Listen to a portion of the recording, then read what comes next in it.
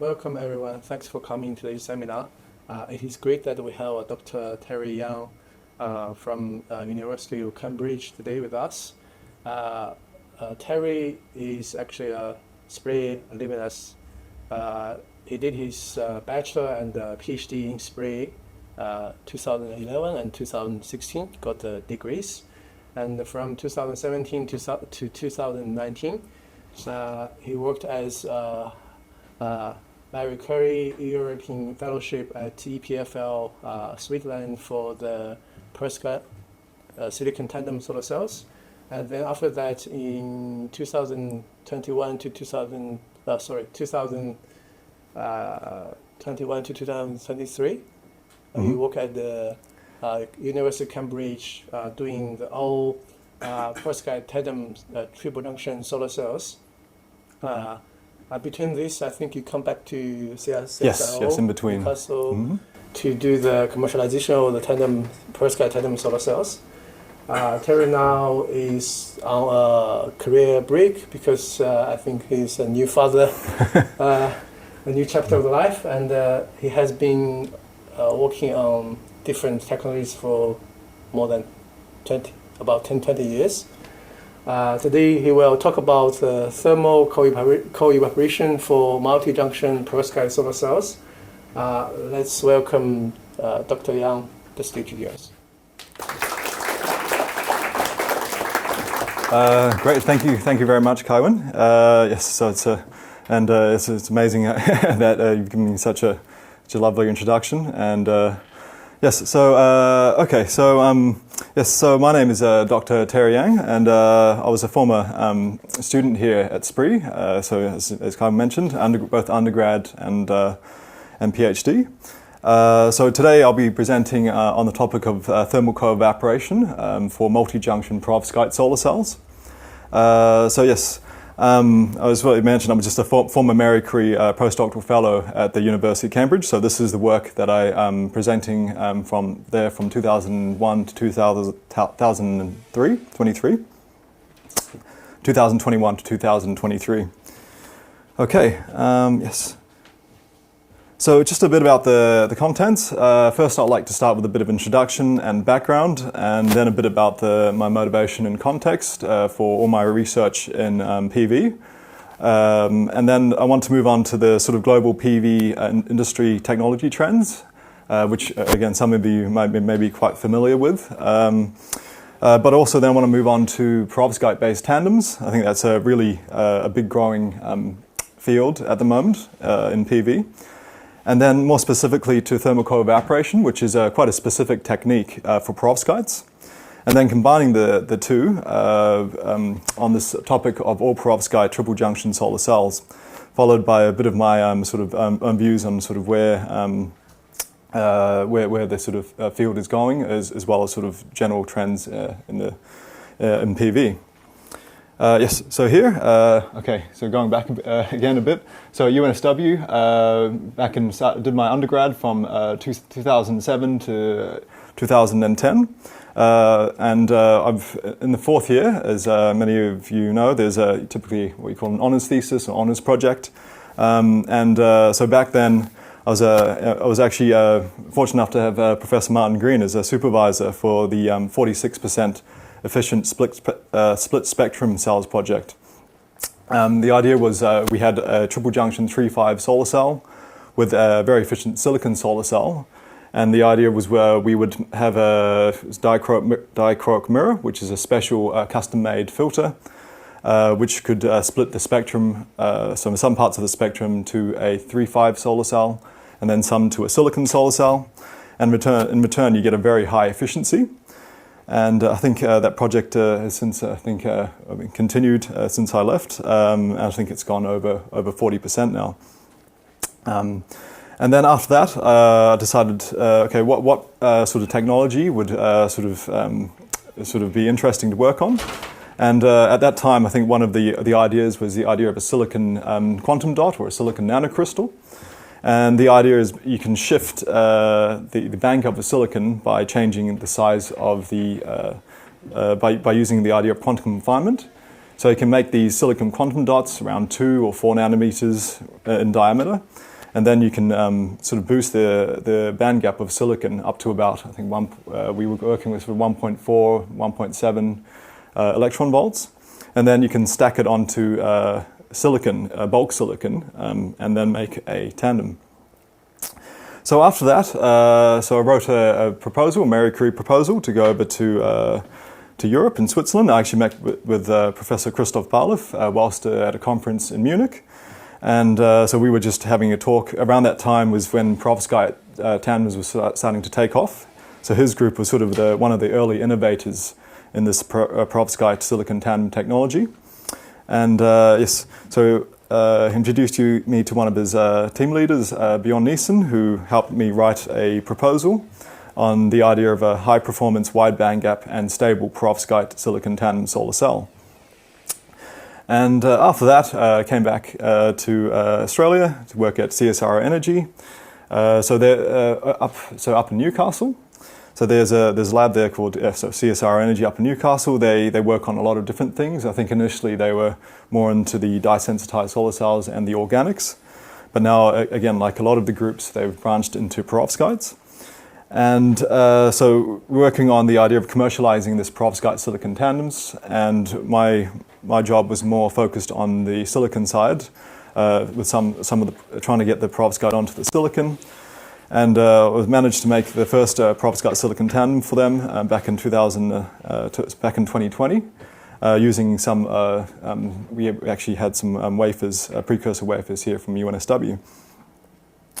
And then after that, whilst I was at CSIRO, I actually wrote a proposal to go over to the University of Cambridge with Professor Sam Stranks, and working on this idea of an all-perovskite triple-junction solar cell. And the idea is, okay, eventually, sort of going forward, maybe in many, many years, we might be going to an all-perovskite, sort of a thin film technology, where you can go to, again, into more multiple junctions, and so beyond 2 junctions, you go to 3 junctions or more. And the idea is you can get higher efficiency that way. So yes, so that's where I spent sort of the last 2 years, from July 2021 to June 2023, working on this technology. Yes. So starting with this picture here, so this is a general picture of the solar energy production. This is adapted from the International Energy Agency, so from the paper of Miguel Anaya, so one of my colleagues whilst at Cambridge. And the idea is, look, so we have very large, so solar energy. So this is a figure of all the energy resources on planet Earth, all the different energy resources, both the renewable and the non-renewable. And you can see that solar, which is the big yellow bubble, it's basically larger than all the renewable resources, each of the renewable resources, but it's also larger than all the non-renewable resources combined. So it just shows like how important it is that we're able to harness this energy.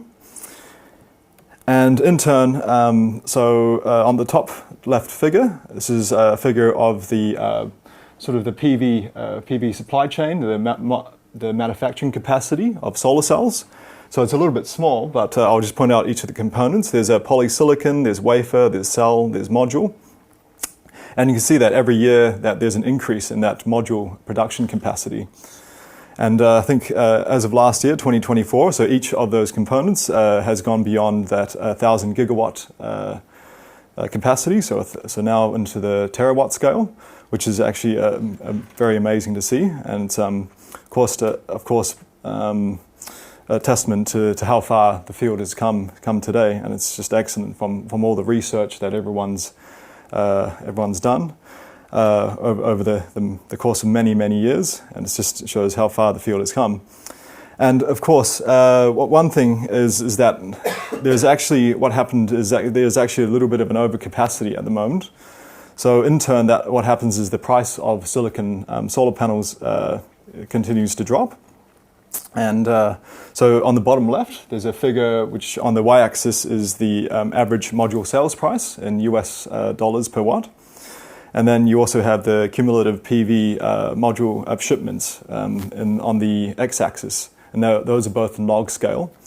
And you can see that as as economies of scale with increase in module shipments and capacity, then you also have a sort of decrease in that cost. So both due to the economies of scale, but also due to the technological improvements. Yes, and the graph on the top right is showing that with the improvement in efficiency, it's very important because the upstream, the increased efficiency at the upstream is very important because all the downstream costs then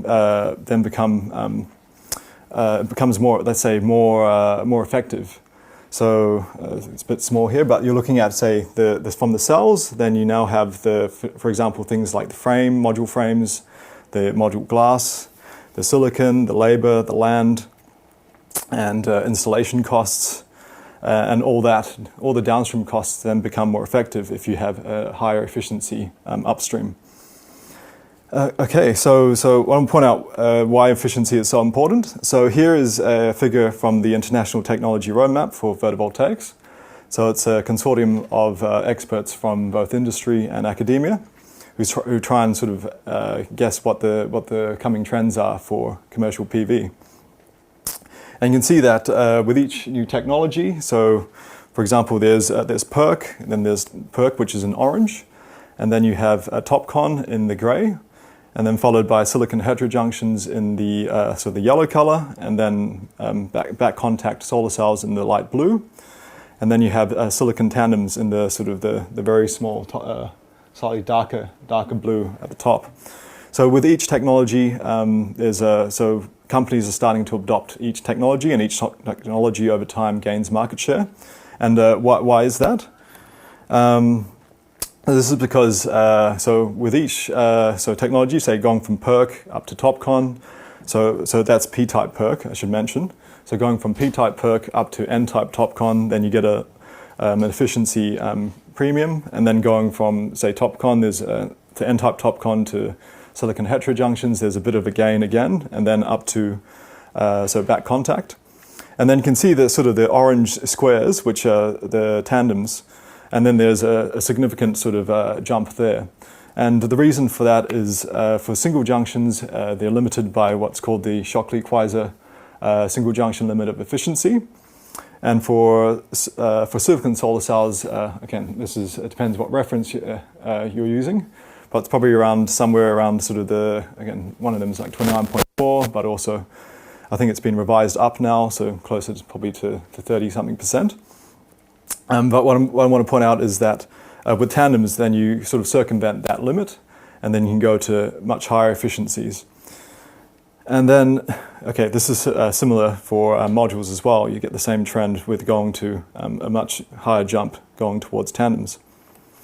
So now on to tandems and multi-junction solar cells. So the figure on the top left, so this is a PN junction. This is a figure from so Gavin Conabier's third generation photovoltaics paper in Materials Today. I think it's adapted from one of Martin's papers in third generation book. But so this one shows all the different losses in a PN junction.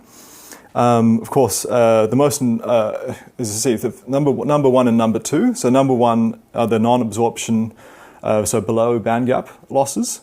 So those are essentially the photons below the band gap of the material. And those are non-absorbed and can't be used. And then you have number two, which are the thermalization losses. So these are for example, especially with high energy photons, where you excite a photon way above the conduction band, then it thermalizes down to the conduction band edge, and that thermalization loss is lost as heat in the solar cell. And both, so number one and number two, they account for about 50% of a loss for a single junction solar cell, which if you think about it is quite significant. And that's why I think the idea of tandems and people are going to the idea of tandems and multi-junctions to sort of avoid, reduce those losses. And there are two main types of tandem solar cells. So there's down here, there's the 4-terminal, where you have the positive and negative contacts separately for each subcell. And then you have the 2-terminal where you have just a single plus and single minus. for the contacts, and then in the middle of the cells themselves. So in the middle, the cells themselves are joined by either a tunnel junction or a recombination layer. And the fact that they're both connected in series. So what happens is the current is limited by the subcell with the lowest short circuit current.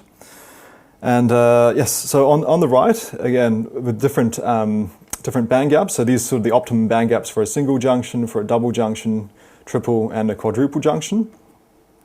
And so going on to this slide, so over the years, I think since sort of 1980s, there's been a lot of calculations on the different types of, with different number of junctions and what the sort of limiting efficiency is.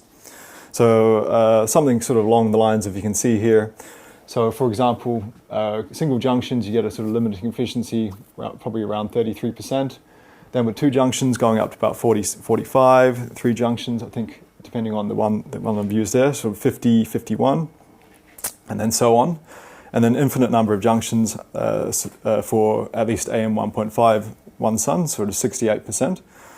It also varies depending on if you're under concentration or not. So a lot of the studies are also under full concentration or maximum concentration, which is the same concentration as the surface of the sun. And that's about, I think, 46,200 times at one sun. So some of the calculation based on that. And also, you get a efficiency boost as well under concentration, because you get a gain in that open circuit voltage so it's a logarithmic gain in that open circuit voltage, and then in turn geometrically for the IV curve you get a boost in that fill factor. And okay, so in this case, moving on. So yes, infinite junctions. And then, okay, so moving on. Okay, so now I want to talk about the perovskites, and especially the one specific characteristic is their band gap tunability. And so for those, just a quick summary of the perovskites. So perovskites have a crystal structure called, so they use ABX3 as the term. So typically on the A side you have a cation, typically methylammonium, formaldinium, or cesium. So methylammonium has a nitrogen and a carbon, and formaldinium is carbon with two nitrogens. And that fits in the center of that crystal structure in the light blue. And then you have the B site, which is typically lead or tin. And then the X site you have the halides, so iodide, bromide, or chloride. So by mixing these different components, then you can get a range of band gaps all the way from about 3.0 down to about 1.2 eV. So it's quite nice to be able to engineer a range of band gaps, which are very suitable to make multi-junctions. So on the figure at the bottom right, so this was actually one that I put in one of my proposals, adapted from, say, a modeling paper that was published in 2017. So this was looking at the different band gap combinations that would be able to reach the highest efficiencies for a triple junction all-perovskite tandem solar cell. So if you fix the bottom perovskite at 1.22 eV, then so the top cell would have a band gap of about 2.0 or 2.05, and the middle cell would have a band gap of about 1.55 to 1.60.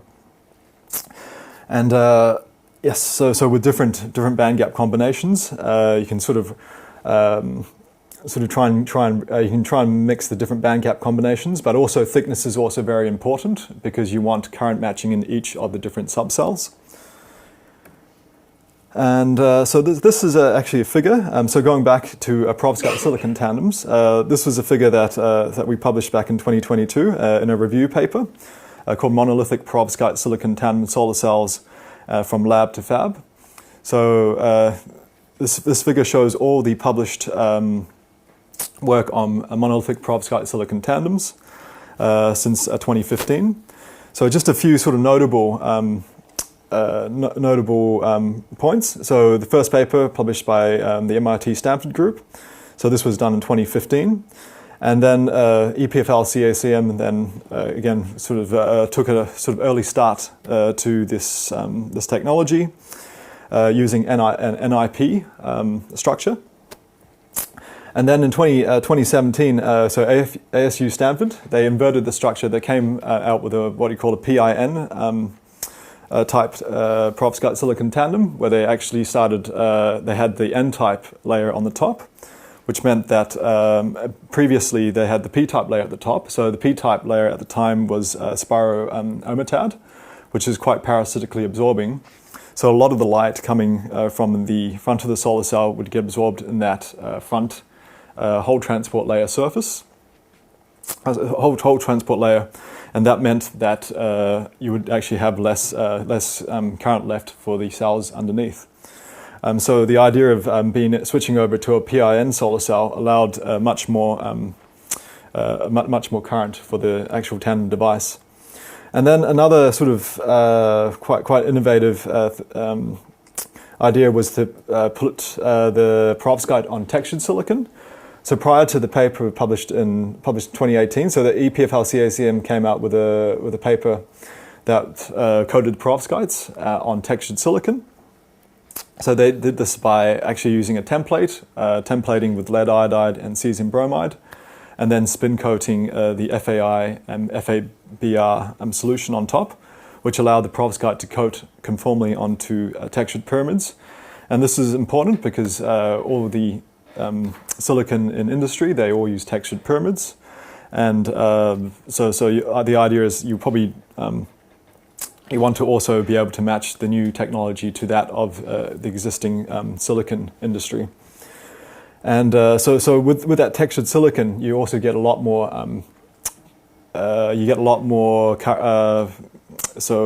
light absorption.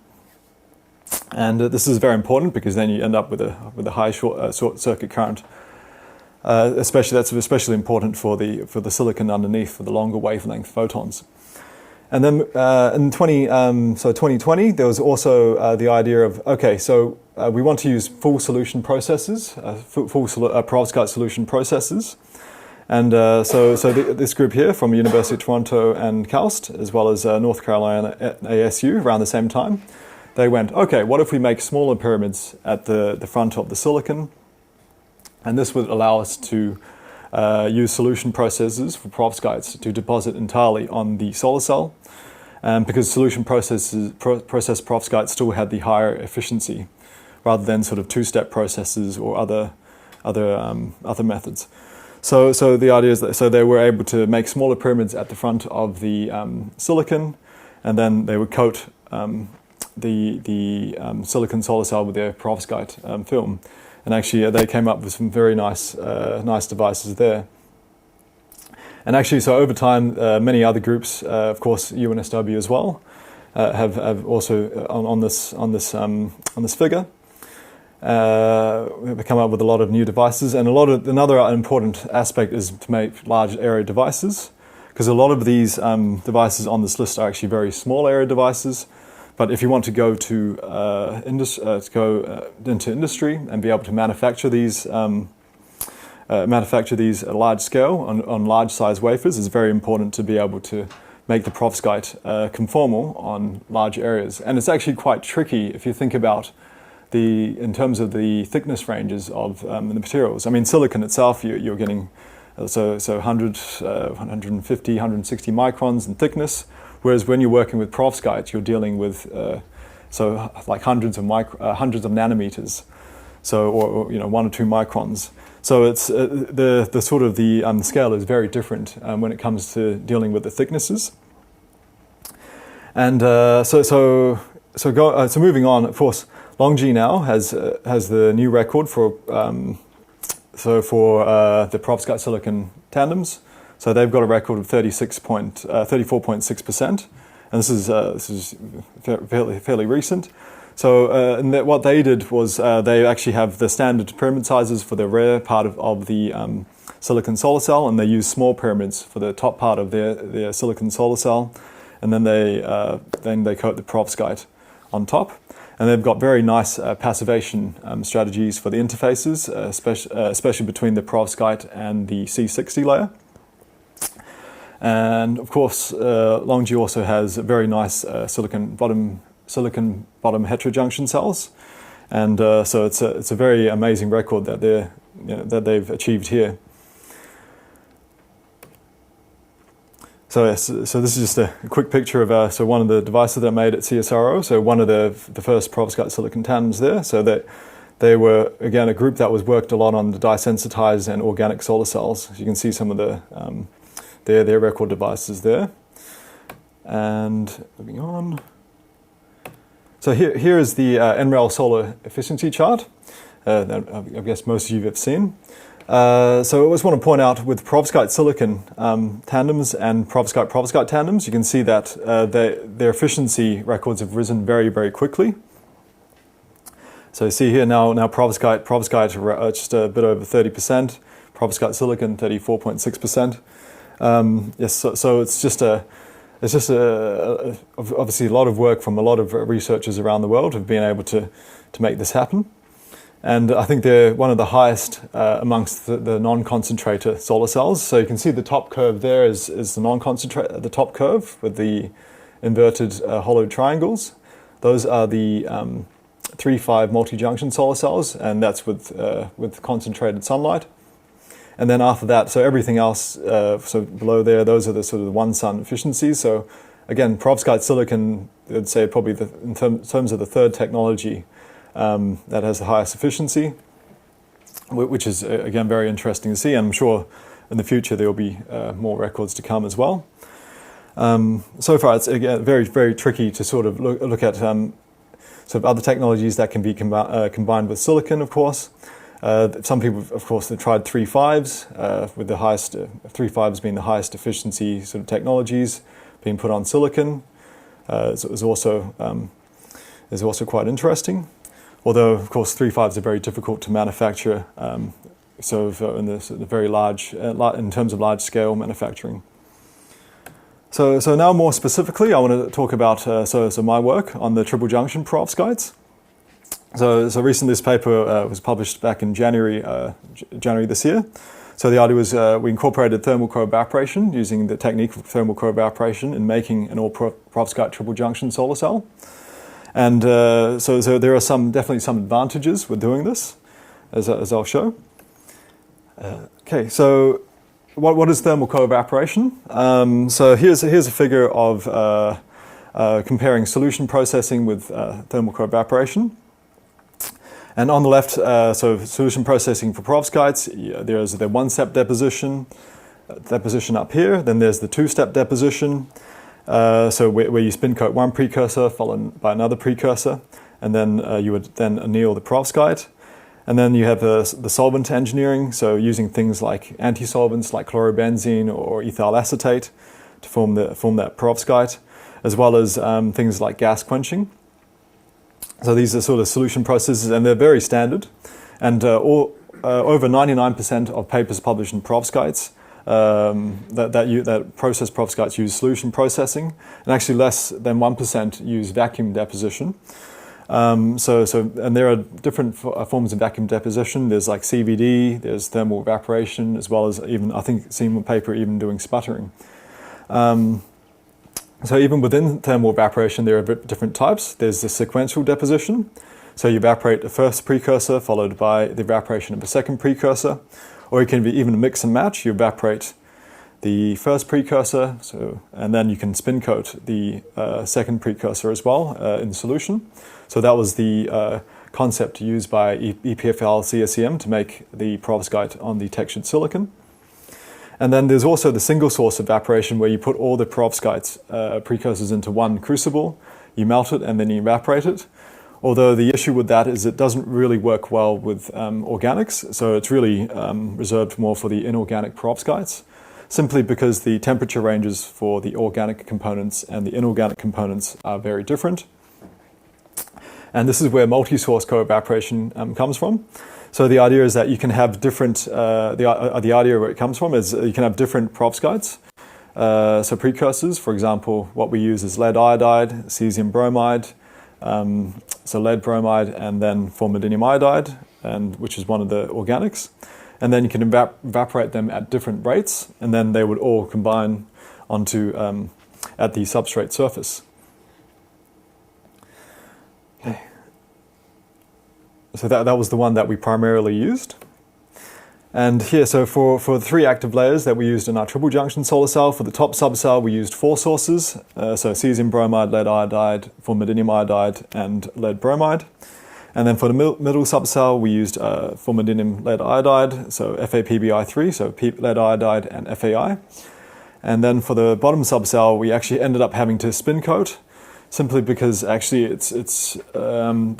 what we had found out was that the tin, evaporating tin precursors in the evaporation chamber actually affects the subsequent evaporations. If you go back to, say, cesium Fa evaporations after you've done an evaporation with lead tin, what happens is the performance ends up being lower.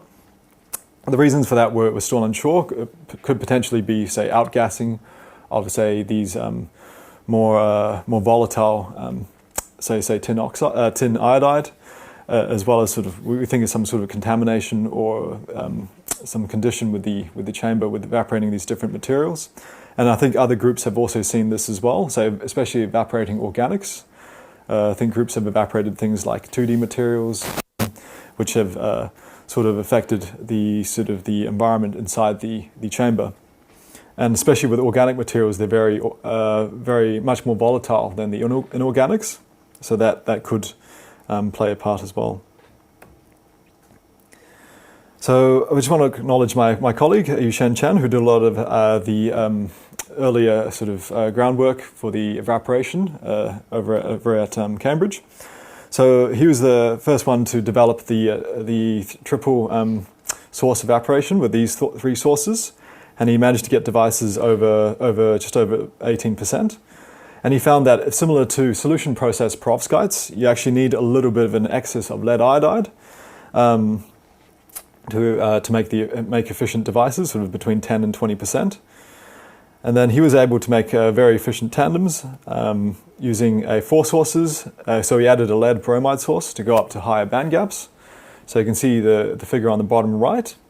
So going from 1.62, which is the 3 sources, and then as you add a lead bromide source, then you can start boosting that band gap up to sort of 1.8 EV. Although at some point the open circuit voltage plateaus, and this is the effect of the halide segregation, or we call photo-induced halide phase segregation, where you sort of get a pinning of the open circuit voltage, even if you try and go to a higher band gap. Although there's more recently there have sort of been progress on that to try and boost up the open circuit voltage whilst going to higher band gaps. So people have been using things like rubidium as well as 2D materials. And so I was mainly looking at the evaporation of the FAPBI3, also which is actually also tricky. You only think it's 2 sources, so it might not be as hard. But FAPBI3 itself is a lot less stable. It's closer to what we call the edge of the Goldschmidt tolerance factor. So in terms of the crystal structure for a perovskite.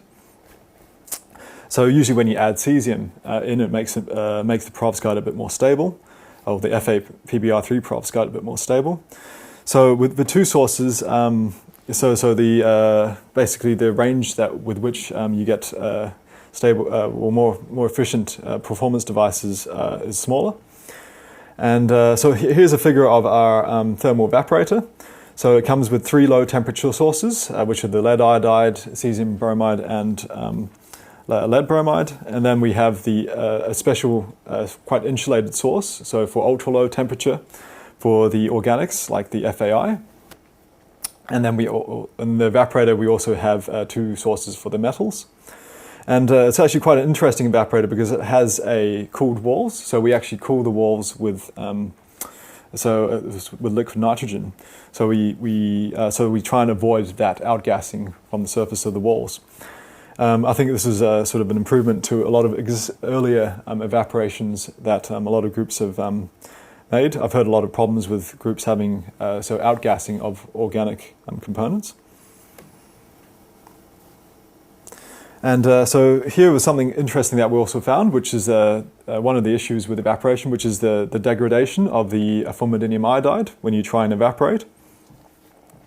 So these are actually separate figures from different evaporation runs. So with each evaporation run, we change into a new formaldinium iodide powder. So we replace the powder with each run, and then we this was the rate at which we ran the FAI at. So it's 0.9, 1.2, 1.5 angstroms per second. So these are at different temperatures, of course. So from sort of 150, 200, 230, 240, sort of around that sort of range. So if you go to so the mid 200s is where you're at the 1.5 angstroms per second, and the sort of lower, then you're at 0.9 angstroms per second. And you can see that what happens is we found that the FAI actually, you can see sort of the darkening of the powder after the evaporation. And there was actually a study on this from another group in Germany. So they were saying, okay, so FAI can decompose upon evaporation. So there's this couple of equations here, so you can see here, so you have the formaldinium iodide. It sort of reversibly breaks down to formaldine and hydrogen iodide, and that formaldine then can the reversible process into hydrogen cyanide and ammonia, and then 3 formaldines then bond together to form this thing called syn-triazine, and with so ammonia as well as a byproduct. And we think there's something happening there with, say, the heating of this FAI powder. And so we also did some materials characterization of the FAPBI3. So the way we did this was we kept the lead iodide evaporation rate the same, and then we varied the FAI rate in different runs. So all the way from 0.6 angstroms per second up to 1.5 angstroms per second. And you can see that initially, if you have a high ratio of lead iodide to FAI, then you can see a very strong lead iodide peak.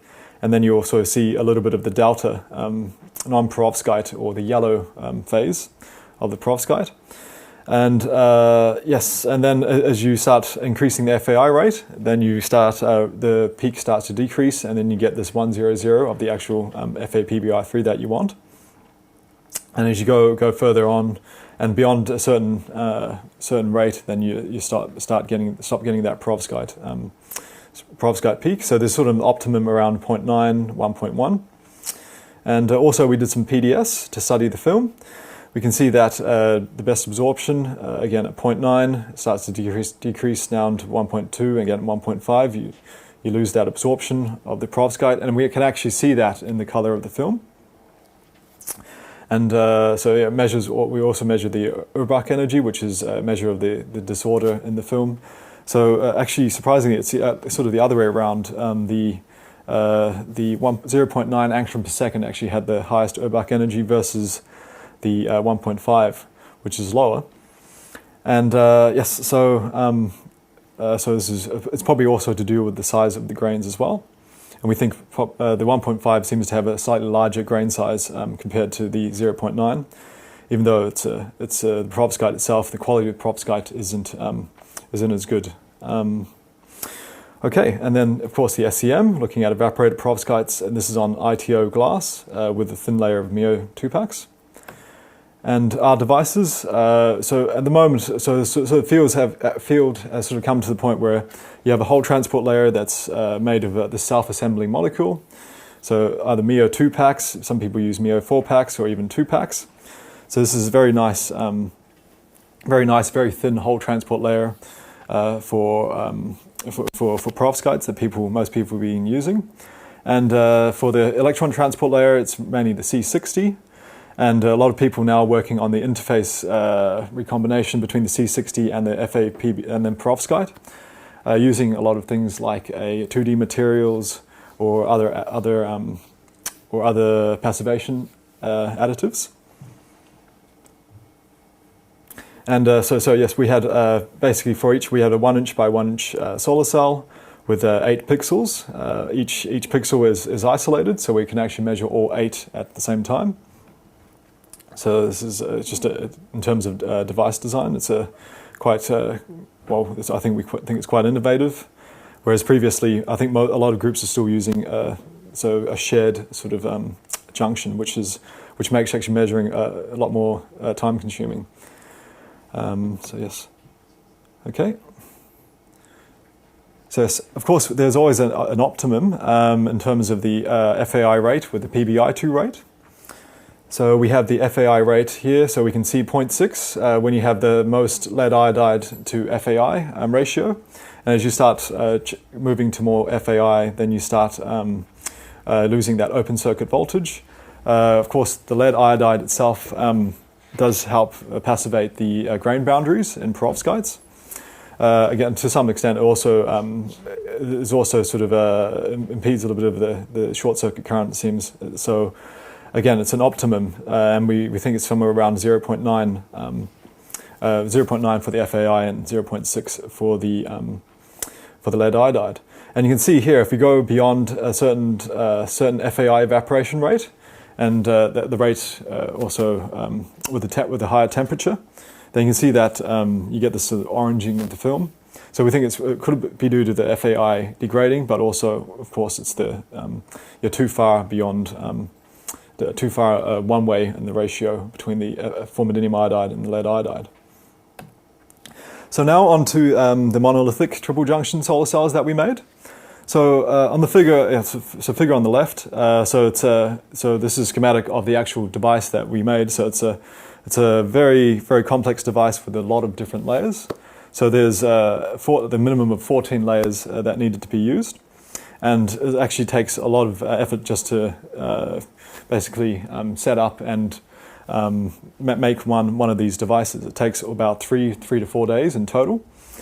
So again, and also a couple of researchers to be able to manage each of the different layers. And we start off with the patterned glass ITO. We clean that, then we spin coat the MIO2 packs layer, and then we put the devices into the substrates into the perovskite evaporation chamber. Then we evaporate the perovskites. It takes 3-4 hours, or even some of the thicker layers take longer, but typically around 4 hours. And then we take that out, we anneal on a hot plate, then we put it back into the chamber, evaporate the C60, then we take it out again, we transfer it across in a vacuum tube to the ALD system, and then we deposit the ALD tin oxide, and then we do that overnight, because that does take about another 3 to 4 hours. And then the next day we start off with depositing the graphene oxide, MIO2 packs, and then we do the middle subcell with the perovskite and the C60, and we repeat down to the ALD. And then ALD for the end of day 2, we run the ALD again overnight. And then the graphene oxide tube, and then the final one is the spin-coated layer. So you can see spin-coated lead tin perovskite at the bottom. And you can see that, yes, and then another ALD overnight. So and then day 4, then we deposit the copper contacts. So it does take quite a long time to deposit, to make a triple junction solar cell. And you can see the cross-section SEM there, so you can see the thicknesses. We design it in a way that we have the optimum current matching. So 170 nanometers for the cesium formidinium perovskite, and then 670 nanometers for the middle FAPBI3, and then for the bottom lead tin perovskite, sort of around 800 nanometers. Although it's a bit more difficult to get a more let's say a gauge on the thickness with spin-coated perovskites, because they do vary across the substrate surface. Yes, so basically Tae-Hoon did the top cell, I did the middle cell, and then Melissa did the bottom cell. So I want to acknowledge them as well for their hard work in making these devices.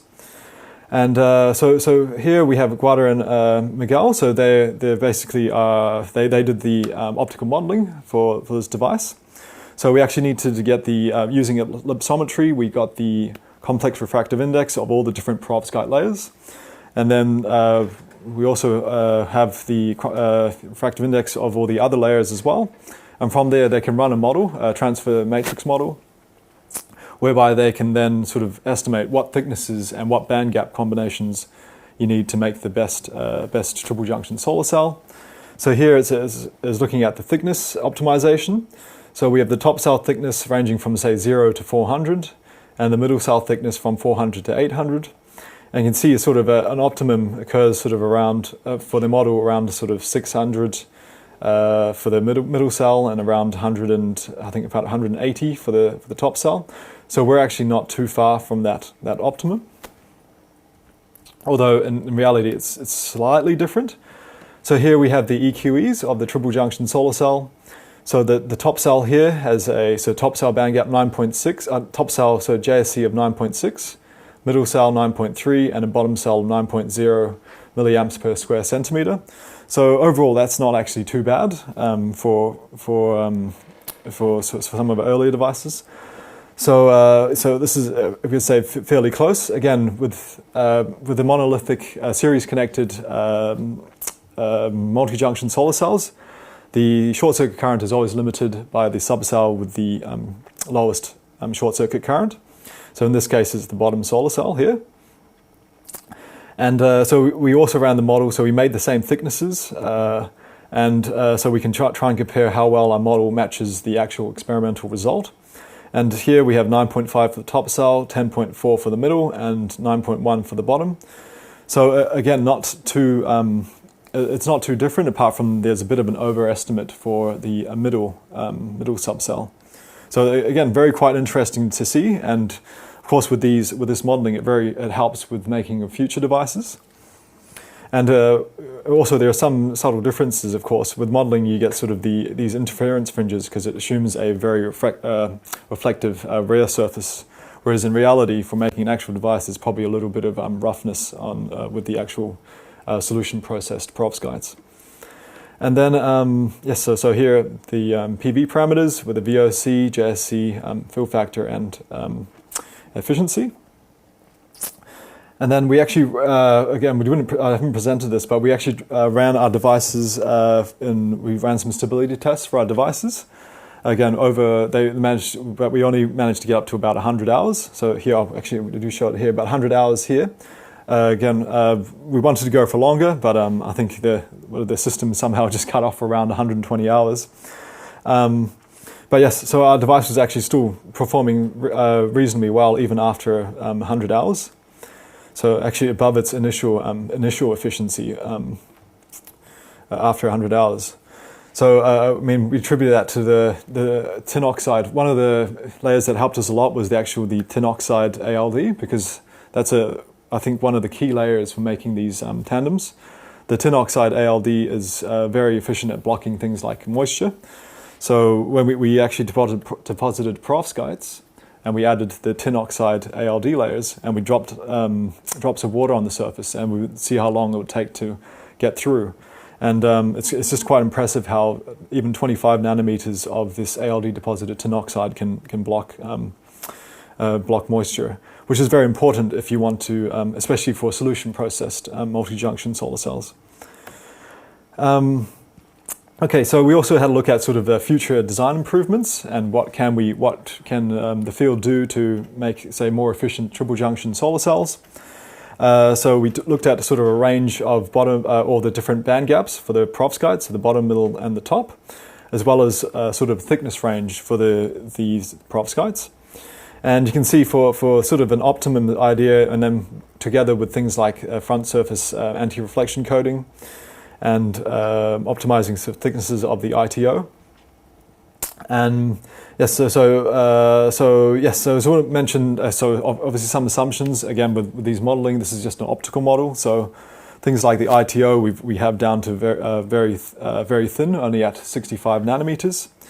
Whereas it's in reality that actually might be very tricky, because at 65 nanometers you might not be able to get the same sheet resistance, or such a low sheet resistance that you want. That you want. So it's actually a bit tricky, but it's obviously something. Again, it's just simply an optical model. So we see if hopefully in the future people can sort of improve on the quality of these transparent conducting oxides. And in the middle, yes, we also look at some of the losses in the different areas, and sort of the front glass, as well as other interlayers. And we try and reduce the thickness of the interlayers as much as you can. So it's very minimal in terms of the other interlayers. It's mainly in the sort of the glass and the ITO. And so we come up with a sort of a current matching of about 11.44 milliamps per square centimeter. Although the 11.44 milliamps per square centimeter as the current matching for the 3 subcells. And so we have an open circuit voltage of about 3.65 volts, fill factor, again, very optimistic of 0.91, and sort of efficiency of sort of for devices of 37.6%. Yes, so moving on. So we also did just a quick literature review of existing perovskite triple junctions. So before our paper, there was five published paper examples. So you can just see sort of the ranges of their sort of band gaps. So people try and use the lowest band gap for perovskites, which is around 1.2 eV. And then the middle cell sort of around 1.5, 1.6 eV. And then top cell is probably the largest range of band gaps. Again, the highest ones generally have a sort of a voltage pinning, again with the halide segregation issue. However, the more recent one, sort of back in 2023, they used rubidium ions in their cations in their perovskite, which sort of allowed them to boost their top cell open circuit voltage just by a little bit more. I think they had around 1.3 something in their top cell open circuit voltage, which again, they're so far the record device for these triple junction perovskites. But also I want to point out why current matching is so important. So here we have a subcell EQE JSC values. So we saw the different EQE JSCs. So initially with solution processing, it's very difficult to tailor the thicknesses of the films. So again, people had very large differences in their subcell absorption, and thus JSCs. And over time, you can start improving on that as well. So we have actually had the tightest sort of fit between our 3 subcells. And just for reference, the best 3.5 triple junction solar cell has sort of a difference of about 4.5% between their subcells. And yes, so a literature review of the PV parameters here. So here I want to point out the JSC. So we also have some very nice JSC. Again, probably can be improved going forward. Where we lose out is the open circuit voltage. I just want to mention that we didn't actually put any of the passivation layers on. Although I think since then we've had some success with passivation layers. I think boosting voltage up to about 2.8 volts. And fill factor, very standard, around 70, I think around 75. Here it's probably a bit lower, 72. And efficiency, yes, still, again, we lack, fall behind a little bit in the open circuit voltage. But yes, so it was a bit of pity if I ended up staying there for a bit longer. I think we probably could have had devices over 20%, maybe even 25%. Again, just with making of more devices, of course. Because again, it's just very tricky to make an all triple junction perovskite solar cell actually work. You need all these different things to basically align. You need all top cell, middle cell, bottom cell processes to be working well. But you also need things like the ALD and the like transport layers as well. All the layers need to be basically perfect, especially when you have so many different layers. Just each layer has to be basically optimized in order to make a very, very efficient device. Okay, so just a bit of sort of my take on things, sort of an adaptation of sort of looking at different materials, because I've worked with a lot of different materials myself over the years. So things from crystalline silicon, amorphous silicon, silicon quantum dots, 3.5 multi-junctions, and perovskites. So this is sort of my take on it. So you have the different metrics, sort of efficiency on the first column. Then you have the elemental abundance, sort of with fabrication cost as well. So I think elemental abundance probably falls under the fabrication cost, especially in the sort of terawatt production volumes. And then also stability over 20 years and non-toxicity. So you really don't want to use non-toxic sort of elements. I think also non-toxicity I've put last. Again, you can sort of avoid that. For example, with CadTel, the CadTel has a lot of success in with First Solar, and they also, you know, cadmium is toxic, but they seem to be able to still have a very nice working product. So far, silicon, of course, satisfies all of these different attributes. Amorphous silicon sort of falls short in efficiency, same as silicon quantum dots. 3.5s, very expensive to make, use MOVP, so metal organic vapor phase epitaxy, so you make them layer by layer, which can take hours to make, just again, a single device. So it's been very expensive. Perovskites, I think everyone's been asking about the stability of perovskites. So I can draw an example. So Oxford PV last year, they came out with their first product. So they sold to a customer last year, and I think it's only time will tell with how the sort of real world testing rather than sort of lab testing. So it's a bit tricky. Sometimes lab testing does help, but I think it's really important to sort of look at the real world testing, and it may take a few years to be able to tell whether these perovskites will work well in the environment. And then, of course, organics, DSSCs, again, their stability sort of could be lacking, but also some of them, the efficiency, for example, DSSCs, efficiencies could be a little bit better. Also things, so now it's on to the 2.6 materials, again, CadTel, CIGS, there's some success in commercialization, although very, very tricky, for example, with CadTel into the multi-terawatt scale with the scarcity of tellurium. And then you have things like CZTS. I think it's only a matter of time before their efficiency keeps on going. I mean, I think at the moment they're about 14 something percent. So again, it's I think very, very hot sort of material to look at. And yes, so I think it's just very interesting to look at. Again, a lot of PV materials, a lot of different semiconductors out there, and yes, it's still, I think, very, very exciting. And yes, so this is abundance of the elements. So this is my very last slide. So just looking at abundance of the elements, I think one of the interesting ones, of course, has been mentioned is the silver production. So silver in industry is starting as silicon solar cells are approaching passing the terawatt manufacturing volumes, and silver is starting to become an issue. Here's the tellurium, but also indium. I think indium is also very important, especially for the TCOs, the transparent conducting oxides. Nearly all perovskites shown so far use ITO or IZO in some form or another. So going to large volumes for that is also very tricky. There are some alternatives, for example, doped zinc oxide. But yes, I think it's also very important to sort of think about what materials are available if you want to go to that terawatt scale.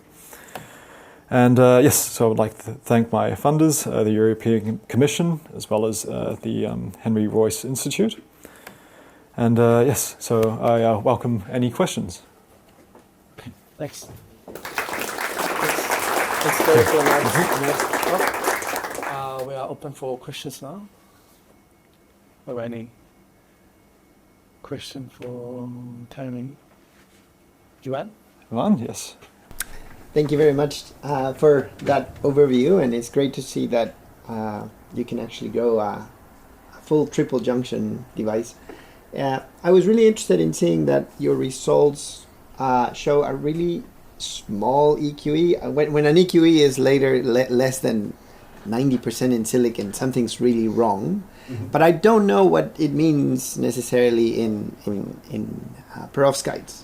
Do you have any insight into what that means? Is that EQE really low, and does that mean anything? Well, yes. I mean, obviously we're going through glass as well. I think we don't really put any anti-reflection coating on our glass, but that could be one reason, and probably also, again, we're using I'm not sure if it's very small area devices, but then again, EQE shouldn't really matter because of small area devices. I'm not sure. No, I mean, I'm not quite sure. Well, I mean, it's just, yeah, probably to do with the glass, and probably there's things that you can do with the glass to get higher EQE as well. I was just mentioned that we actually don't put an anti-reflection coating on the front, so it does, I think, would actually benefit from that. People do put, I think some of the higher efficiency devices, like the record device for the triple-junction perovskite, their EQE there is a bit higher. They do put a magnesium fluoride, I think it's magnesium fluoride, anti-reflection on the surface, or otherwise a lithium fluoride one. So, Thank you. Any more questions? Very, very nice talk, and also welcome back to visit us. So for the triple junction solar cells, in terms of different, I believe they have different stability for each layer. Yes. So currently, what's your thoughts on the stability of each layers? What do you think the biggest issue? Okay. So for the top layer, for the cesium, cesium Fa, that layer, I think generally it's probably the most stable of the three. So the top layer, generally with all the top layer perovskite materials, they're all much more stable. The middle one is formaldinium lead iodide. Again, a lot of people have started to add additives in there. Additives which generally shift the band gap up a little bit. For example, if you add just a little bit of cesium in there, it makes it much more stable as well. So we're not really worried about that. And then with the tin perovskite, so the lead, half tin perovskites, then of course it's the oxidation of the tin from 2 plus to 4 plus, and plus 2 to plus 4. So again, they've added things to sort of reduce that as well. But again, that's probably if you have very good say encapsulation, or you have very good encapsulation. For example, things like the tin oxide. That does help us a lot, but also we use epoxy to encapsulate our perovskite, so UV cured epoxy, and that seems to help stop the any basically water or oxygen from getting in, and that does help a lot. Actually, we obviously couldn't get more than 100 hours of testing, but if we actually went to 1,000 hours, we think we actually would have very good 1,000-hour testing at. For our stability testing, so yes. So how do you see their stability in terms of ion migration for each band gap? So in terms of ion migration. Ion migration. Okay, so yes, ion migration does happen. I think for a lot of the stability tests, people do use temperature stages, so they do try and keep it at 25 degrees, which again I think is. It's somewhat, more less conservative, let's say, because if you're holding something at 25 degrees, you don't get as much ion migration. Whereas in the field, then you get a lot of heating, sunlight, as well as things like, say, hotspot heating, for example, in certain cells. So if you're getting higher temperature, then that naturally you get more ion migration. So there are things that there are layers that can block ion migration. Yes, it's a bit tricky. I think there's ion migration both within the perovskite, but also what you don't want is ion migration across the different layers. And I think one of them is the iodide. And so far, I think people have studied this a lot. For example, iodide vacancies, and then you do get ion migration across those. Things like iodide, again, converting into iodide vapor, that's also very bad for the solar cell. So. Yes, I think again that seems to be an intrinsic problem with perovskites with the iodide migration. But I think people are trying to use external things to try and avoid that. As I mentioned, like the tin oxide or the epoxy, just like better engineering controls to try and avoid that. So. Yeah, if we don't have further questions, let's thank Terry again for the nice talk.